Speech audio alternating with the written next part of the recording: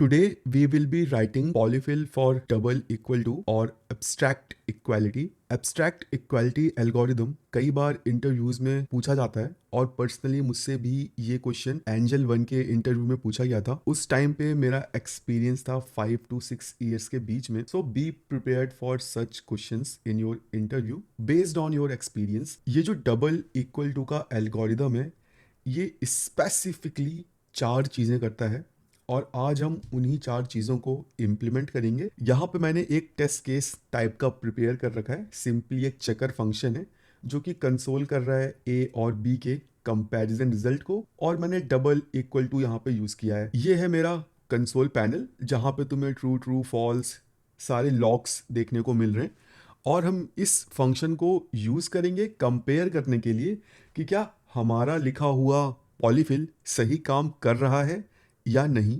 यहाँ पे हमारे सामने डबल इक्वल टू एल्गोरिदम का ऑफिशियल स्पेसिफिकेशन है। यहाँ पे जो भी operation double equal to algorithm करता है वो एकदम डिटेल्ड में मेंशन्ड है। तो अगर तुम इंटरेस्टेड हो चीज़ों को डिटेल में समझने के लिए तो गो थ्रू दिस स्पेसिफिकेशन। यहाँ पे कुछ की पॉइंट्स हैं जो मैं तुमको शेयर कर देता हूँ। कई लोगों को लगता है कि double equal to type check नहीं करता, बट सीधा line number 1 double equal to सबसे पहले टाइप ही चेक करता है। अगर दोनों का टाइप सेम होता है तो ट्रिपल इक्वल टू यूज करता है। तो this is the main point जो तुमको याद रखना है। और पॉइंट 2-3 बहुत इजी है। अगर तुम नल और अनडिफाइंड का कंपैरिजन करते हो तो रिजल्ट हमेशा ट्रू होता है एंड वाइस वर्सा। और ये जो 4, 5, 6, 7, 8 है इनको मैं बहुत ही इजी वे में तुमको समझा दूंगा। In short double equal to algorithm mainly 4 चीजें करता है।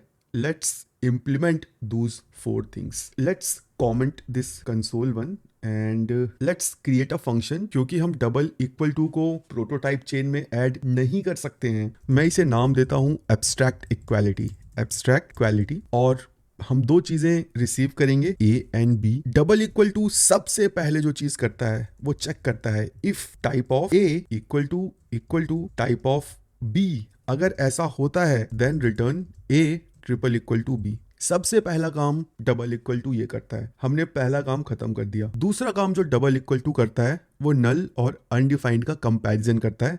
Let's do that. If A triple equal to null and B triple equal to undefined, अगर ऐसा होता है तो रिटर्न ट्रू। और इसका वाइसा वर्सा भी कर लेते हैं। If A triple equal to undefined and B triple equal to null, return true. यहां पे हमने 2 काम कर लिए जो डबल इक्वल टू एल्गोरिदम करता है। अब हम तीसरा काम करते हैं। तीसरे काम में डबल इक्वल टू चेक करता है कि ए और बी में से क्या कोई ऑब्जेक्ट टाइप का है क्या। चलो चेक कर लेते हैं।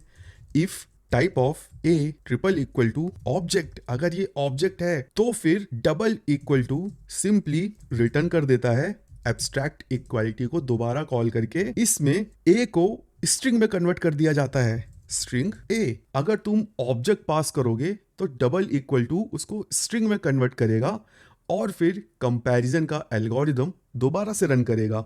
इसीलिए मैंने एब्स्ट्रैक्ट इक्वालिटी को दोबारा कॉल कर लिया, ए को स्ट्रिंग में कन्वर्ट करके पास कर दिया और बी को एज इट इज भेज दिया। अब ये काम मुझे बी के लिए भी करना पड़ेगा। अगर बी एक ऑब्जेक्ट है तो भाई बी को स्ट्रिंग में कन्वर्ट कर दो और ए को एज इट इज भेज दो। तो यहां पे हमने 3 काम कर लिए हैं। अब लास्ट काम, ऑब्जेक्ट के अलावा कोई और डेटा टाइप होता है तो सिंपली उसको नंबर में कन्वर्ट करके कंपैरिजन कर लो। I will simply do this. Return number A triple equal to number B. That's it. ये है polyfill of abstract equality. Let's check it out.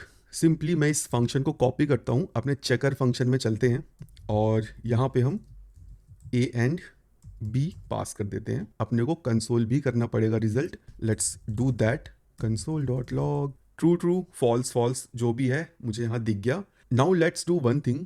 यहाँ पे जो हमने कंसोल लॉग को कमेंट कर रखा है, let's uncomment it. Let me add a keyword in the console so that हम डिफ्रेंशिएट कर सकें और इजीली आइडेंटिफाई कर सकें कि कौन सा लॉग मेरे फंक्शन की वजह से आया है और कौन सा ओरिजिनल डबल इक्वल टू की वजह से। तो सिंपली यहाँ पे मैं ऐड कर देता हूँ OG and for our console let's add arts word air, और एक न्यू लाइन यहाँ पे हम ऐड कर देते हैं सो दैट easily डिफ्रेंशिएशन हो सके। सारे रिजल्ट्स सेम है, everything is working like a charm. Now use these four things to solve any output based question. 100% your output will be same. Now you don't have to solve countless problem, simply learn these four and enjoy your life.